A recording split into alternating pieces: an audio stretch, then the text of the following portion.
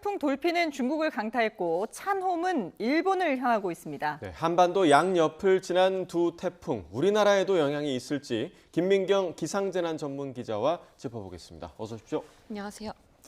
예, 자, 지금 중국을 강타한 태풍 돌핀, 앞서서 저희가 그 피해 상황도 봤는데 위력이 상당했거든요. 근데 이 태풍의 이동 거리가 또 만만치 않았어요.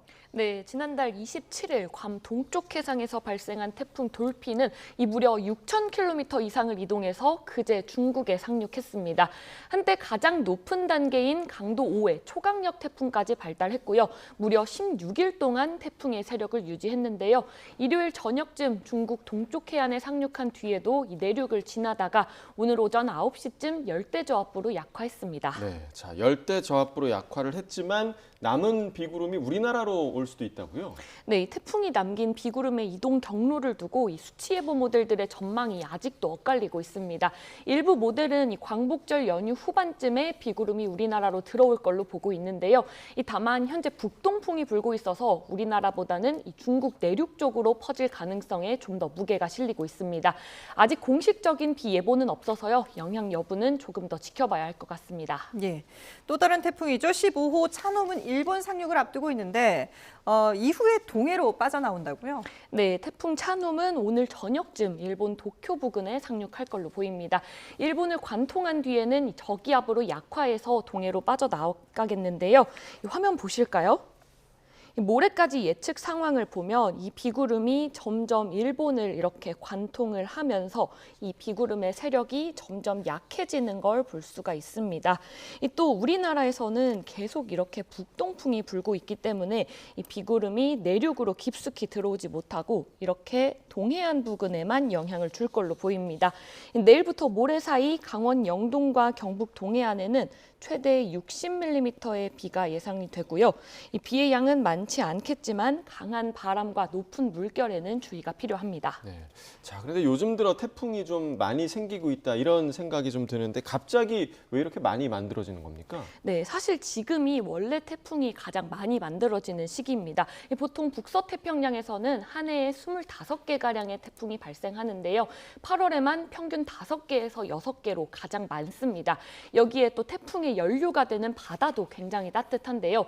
태풍은 26도 정도의 따뜻한 바다에서 이 열과 수증기를 공급받아서 발달하는데 이 기후변화로 전 지구 해수 온도가 높아지고 있는 데다가 올해는 엘니뇨까지 강하게 발달하고 있어서 이 열대 태평양도 상당히 따뜻한 상태입니다. 예.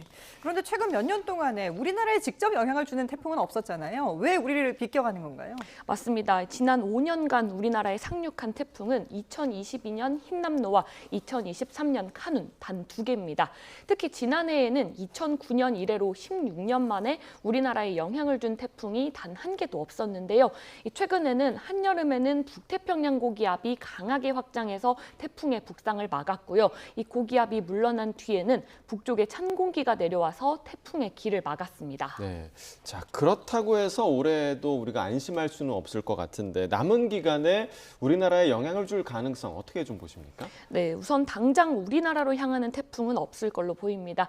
8월 말부터 9월, 그러니까 북태평양 고기압이 수축하면서 그 가장자리 부근이 한반도에 걸리게 되면 이 태풍이 우리나라로 올라올 수 있는 길이 열리게 되는데요. 몇 개가 영향을 줄지는 아직은 예측하기 어렵지만 지금까지 태풍이 비껴갔다고 해서 올해도 무사히 지나갈 거라고 보기는 어려운 단계입니다. 예. 태풍은 오지 않았으면 하는 바람이 있지만 그래도 비는 좀 간절한데요. 특히 남부지방에 지금 가뭄이 상당히 심각한 수준이잖아요. 맞습니다. 현재 기상 가뭄 지수를 보면 남부지방을 중심으로 가뭄이 이어지고 있고 특히 심한 경남은 심한 가뭄 수준을 보이는 곳도 있습니다.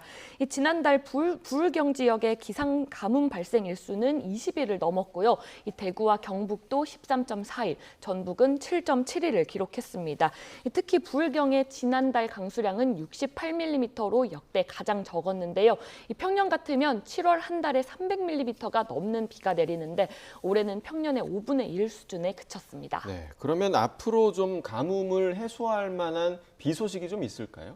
네, 우선 내일과 모레는 이 태풍 차놈에서 약화한 저기압의 영향으로 경남 내륙에도 10에서 40mm의 비가 예보돼 있습니다. 다만 가뭄을 해소하기에는 부족하고요. 하지만 이후에도 큰 비 소식 없이 소나기 정도만 예보가 돼 있는데 워낙 비가 부족한 남부지방은 이런 소나기라도 반가운 상황입니다. 예. 자, 이번엔 더위 상황도 좀 짚어보겠습니다. 뭐 극한 폭염은 사라졌다고 하지만 낮에는 여전히 덥더라고요. 네, 그전에 확실히 아침과 저녁은 공기가 달라졌습니다. 서울은 사흘째 열대야가 나타나지 않고 있고요. 오늘 아침도 24.2도까지 내려갔습니다. 특히 경북 봉화는 16.4도까지 떨어지면서 제법 선선했는데요. 다만 말씀하신 것처럼 낮에는 서울이 33도까지 오르는 등 이 수도권과 호남 서부 그리고 경남 일부 지역에는 여전히 폭염주의보 수준의 더위가 이어지겠습니다. 네, 그러면 지금 흐름이 가을로 가는 길목입니까? 아니면 또 더위가 한 번 더 찾아올 수 있습니까? 네, 아직까지는 이대로 가을로 간다고 보기는 이른 상황입니다. 다음 주에도 서울은 34도, 그리고 일부 남부 지역은 35도까지 오를 걸로 예보가 됐는데요. 현재로서는 이달 초처럼 이렇게 40도 안팎의 극한 폭염이 다시 나타날 가능성은 크지 않습니다. 하지만 30도 중반의 더위는 당분간도 계속 이어질 걸로 보입니다. 예. 이게 폭염이 누그러들면서 이제 하늘을 좀 올려다보게 되는데 요즘에 좀 특이한 구름들이 많이 보이더라고요. 네, 그제는 이 구름이 하늘 한쪽만 덮게 되면서 이 마치 자를 대고 그은 것처럼 하늘이 반으로 갈린 모습이 포착이 됐는데요. 이 태풍 돌핀이 밀어올린 수증기가 높은 하늘에 구름을 만들었는데 이 북서쪽에서 내려온 건조한 공기와 맞닿으면서 경계가 선명하게 드러난 겁니다. 또 어제는 전국 곳곳에서 태양 주변에 둥근 띠가 생기는 햇놀이도 관측이 됐는데요. 예. 이 높은 하늘에 떠 있는 작은 얼음알갱이에 햇빛이 꺾이고 퍼지면서 나타나는 현상인데요. 이 이중 고기압이 약해지면서 여러 높이의 구름이 들어올 틈이 생긴 만큼 요즘은 하늘에서 다양한 구름을 찾아보는 재미도 있을 것 같습니다. 네, 알겠습니다. 지금까지 김민경 기상재난 전문기자와 함께했습니다. 잘 들었습니다.